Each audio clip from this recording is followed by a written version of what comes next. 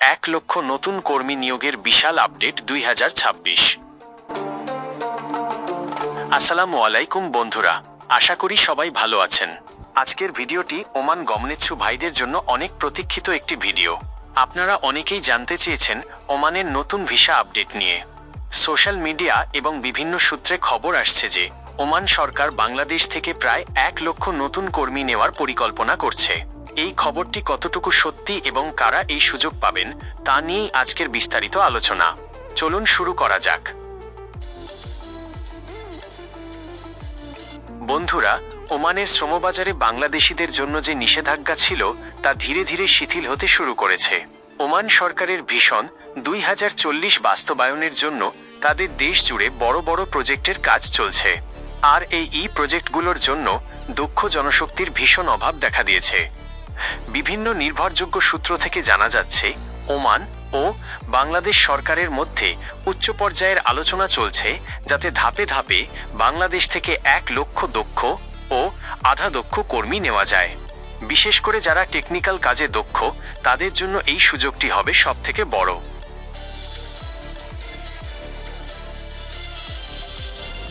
আপনারা প্রশ্ন করতে পারেন, ভাই কোন কাজে লোক বেশি নিবে? মূলত এই 1 লক্ষ কর্মীর তালিকায় যে পেশাগুলো বেশি প্রাধান্য পাবে তা হল কনস্ট্রাকশন খাতের রাজমিস্ত্রি, রড মিস্ত্রি ও ইলেকট্রিশিয়ান, হোটেলের জন্য ওয়েটার, ক্লিনার এবং হাউসকিপিং স্টাফ। এছাড়া এসি মেকানিক, গাড়ির ড্রাইভার এবং কৃষি খাতের কর্মীরাও এই তালিকায় থাকবেন।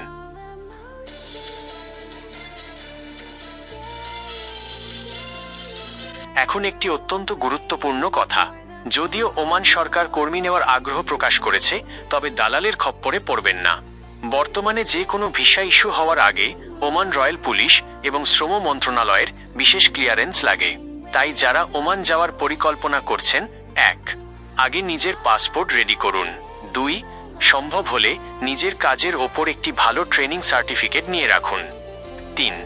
এবং সরকারিভাবে বা BMET অনুমোদিত এজেন্সির মাধ্যমে খোঁজ খবর রাখুন। তো বন্ধুরা, 1 লক্ষ কর্মী নিয়োগের এই বিশাল সুযোগটি নিয়ে যখনই কোনো অফিসিয়াল নোটিশ বা সরকারি সার্কুলার আসবে, আমি সাথে সাথেই আপনাদের নতুন ভিডিওর মাধ্যমে জানিয়ে দেব।